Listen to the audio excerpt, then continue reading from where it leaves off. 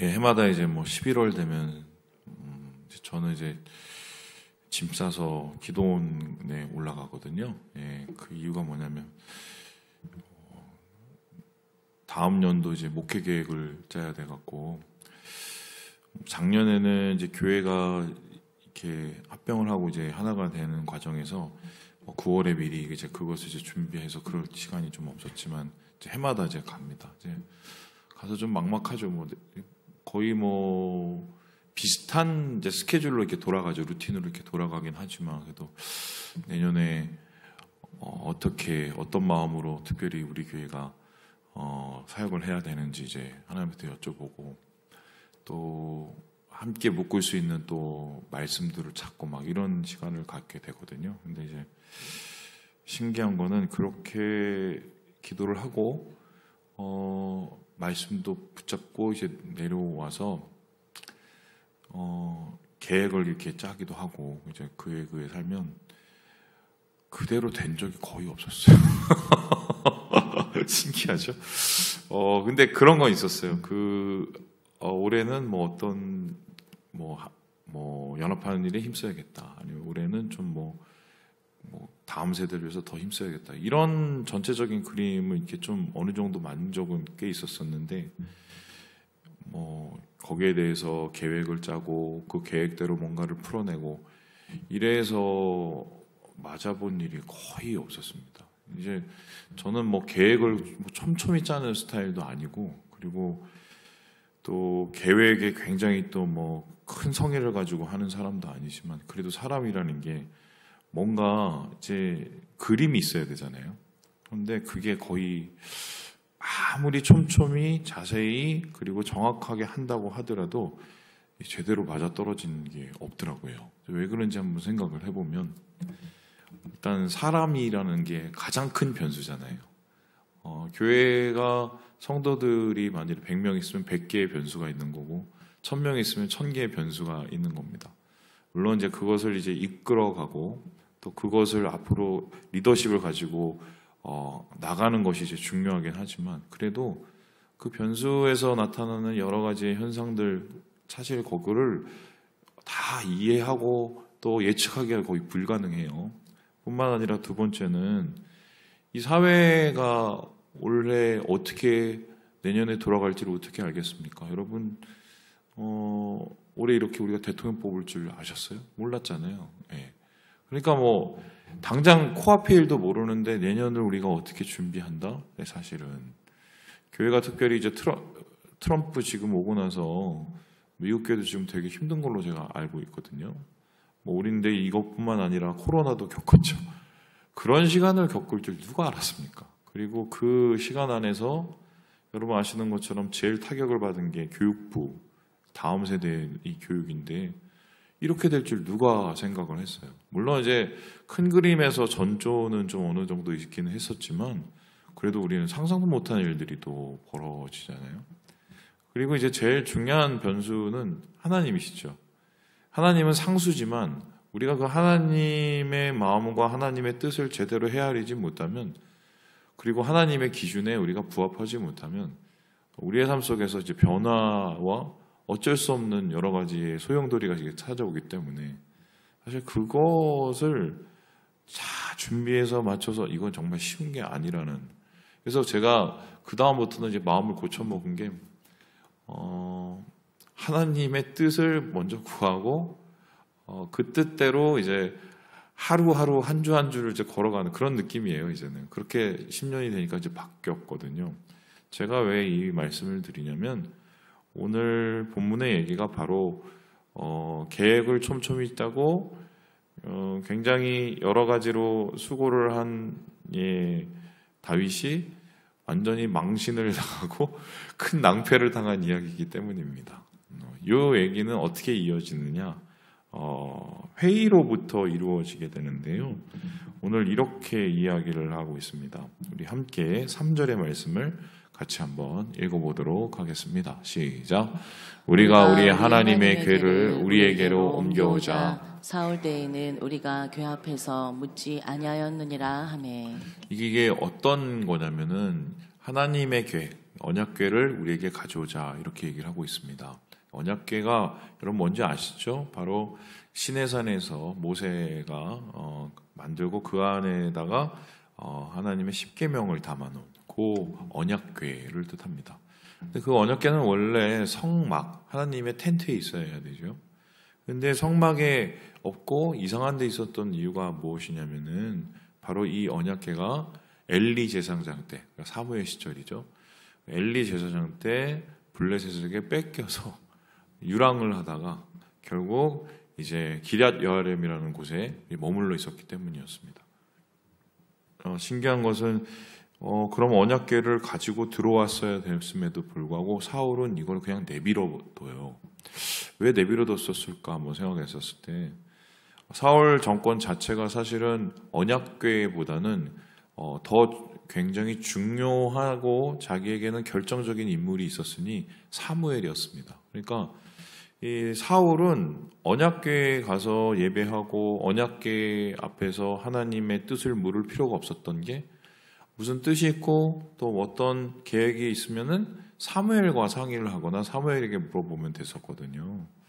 그런데 물론 나중에도 그 사무엘이 너무 버거웠던지 그 관계가 무너지긴 했지만 큰 필요를 못 느꼈던 것 같아요. 그런데 이제 다윗은 이 언약궤의 중요성을 분명하게 깨닫고 있었던 것 같습니다. 왜냐하면 이거는 바로 이스라엘의 정체성이죠. 여러분 아시는 것처럼 이스라엘은 그냥 노예 백성이었는데 시내산에서 하나님하고 언약을 맺으면서 하나님의 백성이 되죠. 그리고 하나님의 백성이 된 그 증거가 바로 언약궤고요. 그 언약궤가 그래서 이 가나안에 들어올 때 제일 중요한 역할을 했던 게 뭐냐면 요단강이 어떻게 갈라지느냐. 언약궤를 맨 제사장들이 물에 발목을 이렇게 잠그니까 어떻게 해요? 이제 요단강 물이 그쳤단 말이죠. 그래서 사실은 요단강에 들어가고 가나안에 입성하는 건 하나님의 언약이 이루어졌다는 걸 상징하는 대목이에요. 그래서 하나님께서 약속대로 이 땅도 주셨고 이 땅에 승리로 주시겠다는 것을 증명해 주신 것입니다. 그래서 이 언약궤는 이스라엘 백성이 하나님의 백성이라는 것을 나타내는 가장 강력한 증거이자 정체성이었어요. 근데 이걸 그냥 내버려 둘 게 아니라 이제 나에게로 좀 왔으면 좋겠다라고 얘기를 합니다. 이건 뭐 나쁜 게 아니죠. 근데 이 시기가 어떤 시기냐면요. 이제 수도를 천도할 때였어요. 헤브론이라는 곳을 이제 제가 가봤는데 우리로 이렇게 따지자면은 한 대전 정도 됩니다. 근데 이 대전이라는 곳은 이제 알겠지만 남한에 있는 이 남쪽에 있는 중간 정도 되는 곳이잖아요. 근데 이제는 사울이 죽고 남북이 합쳐졌단 말이에요. 그러면은 수도를 이제 위로 올라가야 돼요. 그러니까 서울 정도나 개성으로는 가야 되는 거죠. 이게 그 예루살렘이 바로 그 베냐민 지파의 땅 즈음에 있기 때문에 거기가 이제 가나안으로 따지면 이스라엘로 따지면 거의 중간 정도 되는 지점입니다. 그래서 이 다윗이 수도를 헤브론에서 예루살렘으로 옮기는 거는 여러 가지 의미가 있는데 가장 중요한 의미는 이제 나는 유다 지파의 왕이 아니라 전체 이스라엘 전체의 왕이 된다. 이 전체를 다스린다. 이것을 이게 나타내는 거였습니다. 그래서 수도도 옮기고 뿐만 아니라 자기의 정당성을 이제 확보를 해야 되니까 하나님이 궤가 오면은 이제 나는 하나님의 지지를 받는 사람이라는 것, 왕이라는 것을 이제 만방에 선포하게 되는 거죠. 그러면은 그의 생각에는 이제 그의 왕권이 굉장히 탄탄해지고 나라를 전체적으로 잘 다스릴 수 있을 거라고 아주 합리적인 계산을 하게 된 것입니다. 그래서 어떻게 했느냐? 여기 보니까요. 4절에 보니까 모든 백성들의 합의를 이끕니다. 그래서 그렇게 하시죠 라고 다 반대를 안 해요. 그리고 나서는 5절에 보니까 애굽 시올 시내부터 하맛 오기까지, 말 그대로 우리나라로 따지면 백두에서 한라까지라는 뜻이거든요. 모든 사람을 긁어 모은 겁니다. 자, 이거 와서 봐라. 이제 이 나라가 어떻게 탄탄히 섰는지 이제 즉위식을 다시 하는 거죠. 나라가 세워지는. 그리고는 모든 사람이 보는 앞에서 궤를 이제 가지고 이제 예루살렘에 이제 들어오게 되는 거죠. 얼마나 기뻤냐면은 이제 8절에 보니까 다윗이 그 앞에서 뛰놀고 노래하며 뭐 신이 난 거죠. 야, 이제 다 됐다. 이제 나라가 이제 하나가 되고 나도 이제 왕권이 튼튼해지고 이제 나는 전체적으로 인정도 받고 완전한 합리적인 그의 계산이 맞아떨어지는 그 순간이었던 것입니다. 자기가 생각할 땐 그렇게 크게 뭐 죄진 것도 없다고 생각을 했는데 근데 어떤 일이 일어납니까? 여기 구절을 볼까요? 기돈 타작 마당에 이르러서는 갑자기 소들이 뜁니다. 그러니까 언약궤를 싣고 온 이 소가 있었었는데 그 소가 뭔 일이 있었는지 잘 모르겠지만 갑자기 막 이렇게 난동을 부려요. 그리고는 10절에 이런 일이 일어나는데요. 우리 함께 10절 말씀을 같이 한번 읽어보겠습니다. 시작. 우사가 손을 펴서 궤를 붙듦으로 말미암아 여호와께서 진노하사 치심에 그가 거기 하나님 앞에서 죽으니라. 당연히 소가 난동을 부리고 그 개가 막 떨어지려고 하니까 누군가 붙잡아야 되잖아요. 근데 그걸 붙잡다가 어떻게 했습니까? 죽었어요. 여러분 생각을 해보세요. 뭐 몇십만 혹은 100만 이상이 몰려 있는 그 상황에서 나팔 불고 난리를 치고 그래서 이제 막 박수를 치고 그런 상황에 이제 다 끝난 줄 알았는데 갑자기 사람이 한 명이 죽어요. 이거 어떻게 되겠습니까? 저도 예전에 이런 경험이 있었었는데 크리스마스 이제 때에 미국에서 이제 목사님께서 뭐 좀 이렇게 연극 같은 것도 하고 그리고 발표 같은 것도 하자고 그래서 그때 이제 제가 있었던 청년들 이제 데리고 연극도 하고 그리고 유스 그룹 그러니까 이게 청소년 애들이죠. 데리고 또 뭐 발표도 하고 막 이렇게 했어요. 그래서 잘 하고 이래서 마지막에 연극이 이제 다 끝났는데 나와서 이제 그 인사를 하지 않습니까? 근데 그 인사를 하다가 그 연극에서 사탄 배역을 맡은 자매가 있었는데 그 자매가 갑자기 옆으로 푹 하고 이렇게 넘어진 거예요. 저희는 그래서 그게 무슨 마지막 퍼포먼스인 줄 알았거든요. 근데 알고 봤더니 진짜 정신을 잃은 겁니다. 난리가 나서 앰뷸런스를 태워서 병원에 가고 그해 크리스마스는 그렇게 순삭이 됐어요. 사라졌어요. 나중에 봤더니 이게 시저 왔어요. 그러니까 뭐 간질 뭐 이런 거 비슷하게 와갖고 이 친구가 자기가 어떻게 했는지 기억도 못 하더라고요.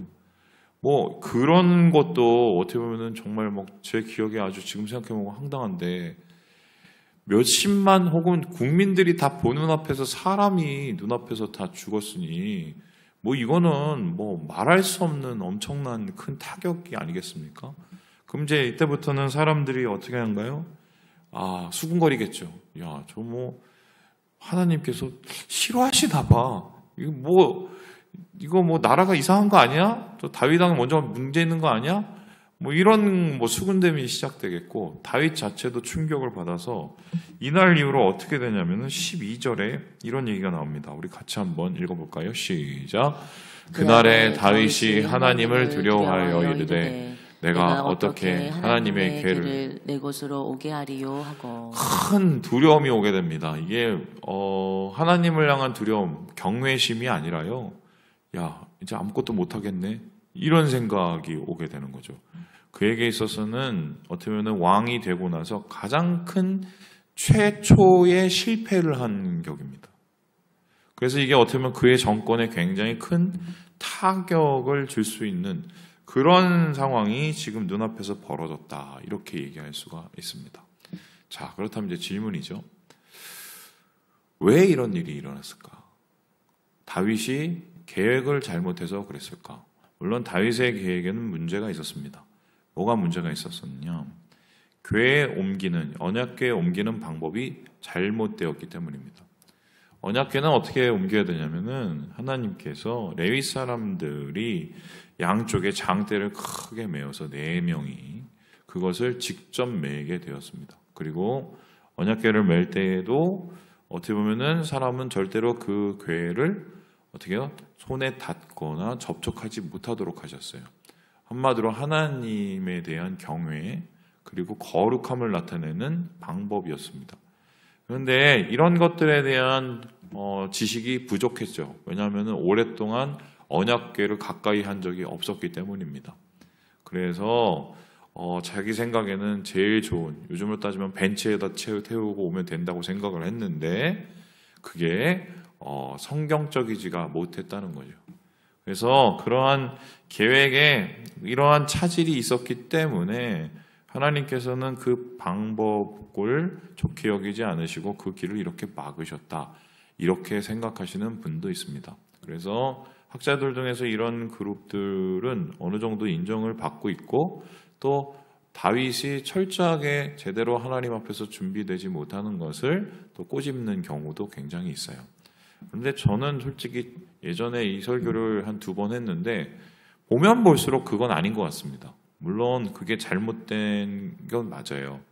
그리고 그걸 옮기는 게 방법이 굉장히 틀린 것도 맞습니다. 그런데 제가 아는 하나님은 사실은 모르겠어요. 중심을 보시거든요. 조금 때로는 잘못이 있어도 하나님께서는 그 중심에 진실함이 있으면은 그냥 넘어가시는 경우가 굉장히 많아요. 우리 하나님은 되게 크신 분이시라 그렇거든요. 그래서 제가 이 장면을 보면서 묵상을 했었을 때 제가 얻어낸 결론은 뭐였냐면은 이런 거죠. 반대로 생각을 해봤어요. 만일에 이때 다윗이 계획한 대로 모든 것이 착착 들어맞아서 하나님의 궤가 다윗의 생각처럼 예루살렘에 들어가고, 그리고 그 궤 앞에서 사람들이 굉장히 놀라고, 그리고 다윗을 높이고, 이렇게 모든 게 다 해피엔딩으로 끝났으면 그 이후에 다윗은 어떻게 되었을까? 그걸 한번 생각해 봤습니다. 여러분 어떻게 됐을 것 같습니까? 사울이 됐을걸요. 저는 이게 어떻게 보면 다윗에게는 굉장히 큰 은혜였다고 생각을 합니다. 왜냐? 다윗이 사울과 가장 달랐던 이유가 뭐냐면 다윗은 엎드릴 줄 알았다는 겁니다. 사울은 하나님 앞에서 엎드려야 될 때 목을 꼿꼿이 세웠습니다. 그 이유가 뭐냐? 백성들 앞에서 망신당하기 싫어서였어요. 여러분 잘 아시죠? 이 아말렉과의 싸움에서 하나님의 명령을 제대로 지키지 못했습니다. 그래서 사무엘이 찾아가서 그를 꾸짖습니다. 그런데 사울은 거짓말을 했죠. 내가 하나님 앞에 영광 돌리러 왔다고. 영광 돌리고 이 다 데리고 오는 거라고. 그랬더니 사울은 그 마음의 중심을 정확하게 끄집어냅니다. 그랬더니 나중에는 어떻게 얘기합니까? 사실은 내가 사람들이 뭐라고 할까봐 두려워서 그랬다고. 그리고는 이 사무엘 이 바지끄레 치마죠. 치마끄레를 잡고는 어떻게 합니까? 사람들 앞에서 내 면 좀 세워달라고. 이게 사울이 망한 가장 극적인 이유예요. 왜냐하면은 그에게 있어서 하나님께는 망신을 당할지언정 사람에게는 망신을 당하면 안 된다는 생각이 있었기 때문입니다. 기본적으로 엎드릴 줄 모르는 사람이고 하나님보다는 사람이 더 두려웠던 사람입니다.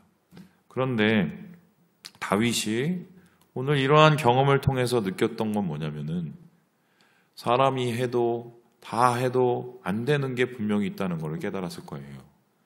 여러분 이거를 경험하는 게 얼마나 큰지 압니까?